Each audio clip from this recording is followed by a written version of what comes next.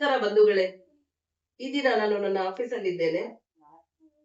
ಪ್ರತಿ ಬಾರಿ ನೀವು ಗಮನಿಸ್ತಾ ಇದ್ರಿ, ಮಹಿಳಾ ಘಟನೆ, ಮಹಿಳಾ ಕೌಟುಂಬಿಕ ಕಲಾ, ಮಹಿಳಾ ದೌರ್ಜನ್ಯ ನೋಡಿ ನೋಡಿ ಸಾಕಾಗಿತ್ತು ನನಗೂ ಸಹ.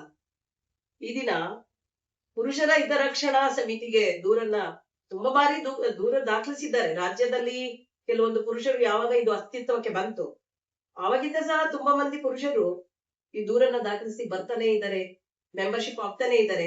ಮುಂಚೂಣಿಯಲ್ಲಿರುವವರೇ ಪುರುಷರ ಹಿತರಕ್ಷಣಾ ಸಮಿತಿಗೆ ಮೆಂಬರ್ಶಿಪ್ ಆಗ್ಲಿಕ್ಕೆ ತುಂಬಾ ಜನ ಬಂದಿದ್ದಾರೆ. ನಾ ಮುಂದು ಅಂತ ಬಂದಿದ್ದಾರೆ. ನಾನೇ ಈಗ ಸದ್ಯಕ್ಕೆ ತಾತ್ಕಾಲಿಕವಾಗಿ ಮೆಂಬರ್ಶಿಪ್ ಅನ್ನು ಸ್ಥಗಿತಗೊಳಿಸಿದ್ದೀನಿ. ಒಂದು ಪದಗ್ರಹಣ ಆಗ್ಬೇಕು, ಅಲ್ಲಿವರೆಗೆ ಬೇಡ ಅಂತ ಹೇಳಿ. ಹಾಗಾಗಿ ಇದೇ ನಿಟ್ಟಿನಲ್ಲಿ ತುಂಬಾ ಮಂದಿ ಮಹಿಳೆಯರು ಕೌಟುಂಬಿಕ ಕಲಾ ದೂರ ತುಂಬಾ ಬರ್ತಿತ್ತು.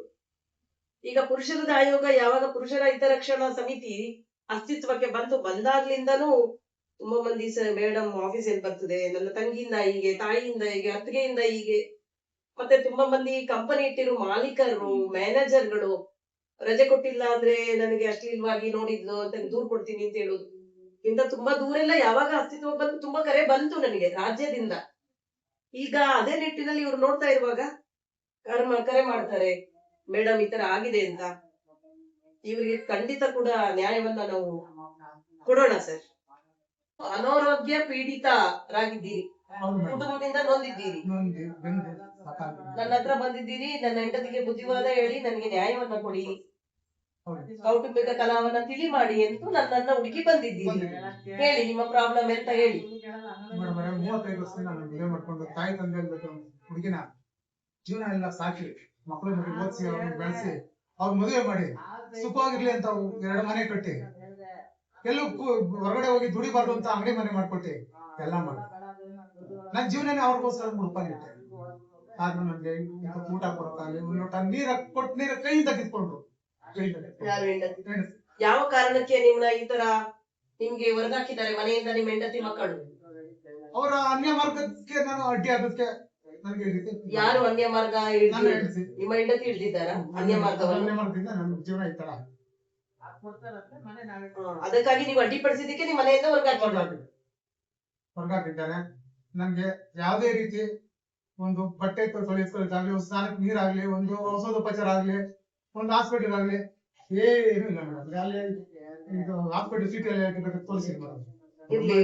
ಅಲ್ಲ, ಈಗಲೇ ನೀವು ಶೇಕ್ ಆಗ್ತಿದ್ದೀರಿ. 6 ವರ್ಷದಿಂದ ನಾನು ಒಂದೇ ಸಲ ಲೋನ್ ನನ್ನ ಮನೆ ಉಳಿಲಿ, ನನ್ನ ಮನೆ ಇದಾಗಬಾರ್ದು ಅಂತ ಅನ್ಬಿಟ್ಟು ಲೋನ್ ಕಟ್ಟಿ ನಾನು ಬ್ಯಾಂಕ್ ಇದು ರಶೀದಿಗಳು ಹಣ ಕಟ್ಟಿರುವಂತದ್ದು, ಸಂದಾಯ ಮಾಡಿರೋದಕ್ಕೆ ಹಣ ರಶೀದಿ, ಬ್ಯಾಂಕ್ ಇದು ಬ್ಯಾಲೆನ್ಸ್, ಹೋಮ್ ಲೋನ್ ಬ್ಯಾಂಕಲ್ಲೂ ಕಟ್ಟಾಗಿದೆ.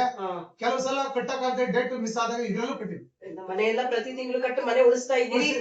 ಆದ್ರೆ ನಿಮ್ ಹೆಂಡತಿ ಮಕ್ಕಳು ದೌರ್ಜನ್ಯ ಹೆಂಡತಿ ಮಕ್ಕಳಿಂದ ಆಫೀಸ್ ಹತ್ರ ಬಂದು ಗಲಾಟೆ ಮಾಡಿದ್ರು, ಮನೇಲಿ ಬೇಕಾದ ಹಿಂಸೆ ಕೊಟ್ರು. ಸಮಾಧಾನ ಮಾಡ್ಕೊಳ್ಳಿ, ನಿಮ್ಗೆ ನ್ಯಾಯ ಕೊಡುವ.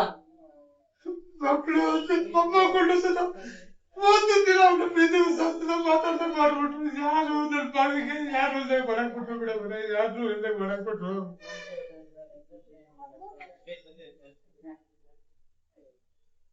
ಸಮಾಧಾನ ಮಾಡ್ಕೊಳ್ಳಿ, ನೋವಾಗ್ತದೆ ನಮಗೂ ಸಹ. ನೀವೆಲ್ಲ ತ್ಯಾಗನೂ ಮನೆಗೋಸ್ಕರ ಮಾಡಿದ್ದೀರಿ. ಎಲ್ಲ ಪ್ರತಿ ವರ್ಷ ನಂದು 10 ರೂಪಾಯಿ ಬಿಡ್ಕೊಳ್ಳಿಲ್ಲ. ಎಲ್ಲ ನೆಂಟರು ಮಕ್ಕಳು ಮಠ ಅಂತ ಎಲ್ಲ ಮಾಡಿದ ಬೆಳೆ ಬರೇ 10 ರೂಪಾಯಿ ನಂದು ಮಡಿಕೊಳ್ಳಿಲ್ಲ. ಸಾಲ ಸೋಲ ಮಾಡಿ ಎಲ್ಲ ಸಾಲಕ್ಕೂ ನನ್ನ ತೆಳಾಗ್ಬಿಟ್ಟು ಇವತ್ತು ನನ್ನ ದೂರ ಮಾಡ್ಬಿಟ್ಟು ಇವತ್ತು ಆರಾಮಾಗಿ ಅವ್ರವ್ರೆ ಎಲ್ಲ ಸಾಲ ಸುಳಿಗೆ ಸಿಕ್ಕಾಗ್ಬಿಟ್ಟು ನಾನು ಅಂಗಡಿಯವ್ರ ಹತ್ರ ತಿಂತೇನೆ ಗೇದಿಗೆ ಸಾಯ್ತಾ ಇದ್ದೀನಿ ಮೇಡಮ್. ಸಮಾಧಾನ, ನಿಮ್ಗೆ ನ್ಯಾಯ ಖಂಡಿತ ಕೊಡ್ತೀನಿ ನಾನು. ನಿಮ್ಮ ಹೆಂಡತಿಗೆ ಕರೆ ಮಾಡಿದ್ದೀನಿ, ಅವ್ರು ಬರ್ತೀನಿ ಅಂತ ಹೇಳಿದ್ದಾರೆ ಕೌನ್ಸಿಲಿಂಗ್ಗೆ. ಬಂದಾದ್ಮೇಲೆ ಅವ್ರು ಮಂಗಳವಾರ ಬರ್ತೀನಿ ಅಂತ ಹೇಳಿದ್ದಾರೆ. ಮಂಗಳವಾರ ಬರ್ಲಿ ಅವರು, ನಾನು ಅವ್ರ ಜೊತೆ ಫ್ಯಾಮಿಲಿ ಜೊತೆ ಮಾತಾಡ್ತೀನಿ. ನಿಮ್ಮ ಮಗಳು ಕರ್ಕೊಂಡು ಬರ್ತೀನಿ ತಾಯಿಯನ್ನಂತ ಹೇಳಿದ್ದಾಳೆ. ಅವ್ರು ಬರ್ಲಿ, ನಿಮ್ಮ ತಾಯಿ ಮತ್ತೆ ಮಗಳು ಇಬ್ಬರು ಬರ್ಲಿ. ಬಂದ ಕೂಡ್ಲೆ ನಾವು ಏನಾದ್ರೂ ಒಂದು ಡಿಸೈಡ್ ಮಾಡುವ. ನಿಮ್ಗೆ ಹೊರಗಾಕದೇ ಇರೋ ತರ ನಾವು ಸೆಕ್ಯೂರ್ ಕೊಡ್ತೇವೆ ನಿಮಗೆ, ಅರ್ಥ ಆಯ್ತಾ? ಅಕ್ಕ ತಂಗಿರು ಒಬ್ಬರು ಇವ್ರಿಗೋಸ್ಕರ ಎಲ್ಲಾನು ದೂರ ಮಾಡ್ಕೊಂಡೆ. ಇವ್ರು ಚೆನ್ನಾಗಿದ್ರೆ ನನ್ನ ಕುಟುಂಬ ಚೆನ್ನಾಗಿರ್ತದೆ, ನನ್ನ ಮನೆ ಚೆನ್ನಾಗಿರ್ತದೆ, ಯಾರು ಕಟ್ಕೊಂಡು ಏನೋ ಅಂತ ಎಲ್ಲಾ ದೂರ ಮಾಡ್ಕೊಂಡೆ. ಇವತ್ತು ನನ್ನ ಜೀವನ ಹಾಳು ಮಾಡ್ಬಿಟ್ರು ಮೇಡಮ್, ಹಾಳು ಮಾಡ್ಬಿಟ್ರು. ಇರ್ಲಿ, ಸಮಾಧಾನ ಆಗಿ ಬ್ರದರ್, ಸಮಾಧಾನ ಆಗಿ. ನಿಮ್ಗೆ ನ್ಯಾಯ ಕೊಡುವ, ಖಂಡಿತ ಕೊಡ್ತೀವಿ.